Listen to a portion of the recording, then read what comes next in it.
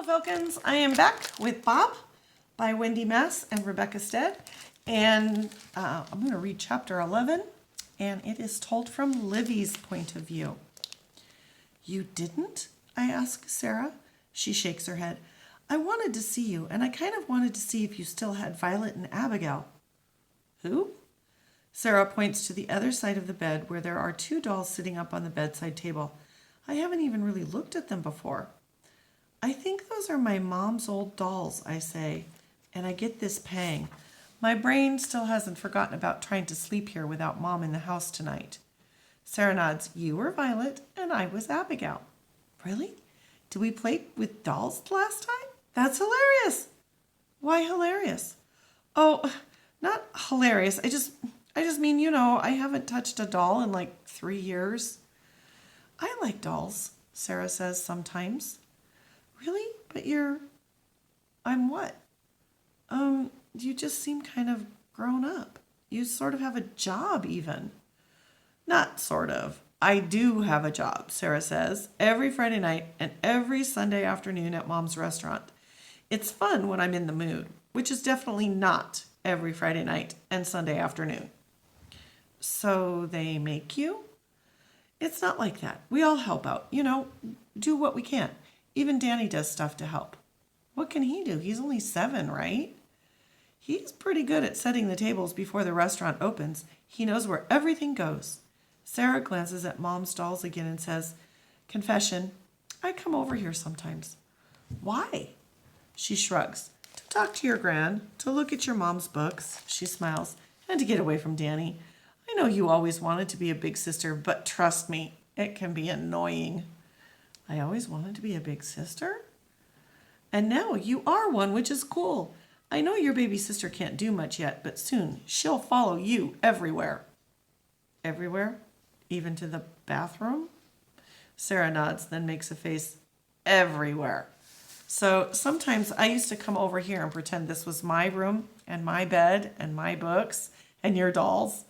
She looks at them again. Have you ever played Truth or Dare? I ask her. She shakes her head. I'll teach you. Truth or Dare is simple. You either do the dare or you have to answer one question and you have to answer it honestly. I started off easy, daring Sarah to go down to the kitchen and bring something back without saying one word to Graham, even if she's standing right there. Sarah nods and marches off. As soon as she's gone, I run to the closet to check on Bob. When is she leaving? Bob asks. I have something to tell you. Soon, I say. He's wearing what's left of the chicken suit. It's tight. He huffs a little. How soon? How? Do you know her? I ask. She says she hung out here sometimes. He nods. Sometimes she came and looked at the dolls. Once she almost opened the closet. I hope you're not thinking of playing chess with her because I have a really good move. That's our game. Oh, great. Here she comes. He pulls the closet door closed 1 second before Sarah walks in holding an egg. My turn, she says. I casually turn my back to the closet as if there isn't a jealous, green, mysterious creature inside. Okay, I pick dare. And do you have to do whatever I dare you to do? Or answer one question with absolute truth? Is that right? I tell her yes, that's exactly right. And then Sarah dares me to drink a raw egg. Are you sure that you haven't played this game before? I ask suspiciously. You seem very good at it.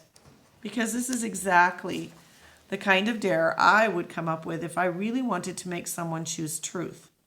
I'm a fast learner, she says, holding up the egg. So are you going to drink it? I could get you a cup. I shake my head. I'll take truth. Sarah smiles, throwing herself onto the middle of the bed. She leans over to grab Abigail and Violet, and then gets up on her knees, holding up one doll in each hand. Here's my question. Do you really not like playing with dolls anymore? Or do you just think you're too cool to play with dolls?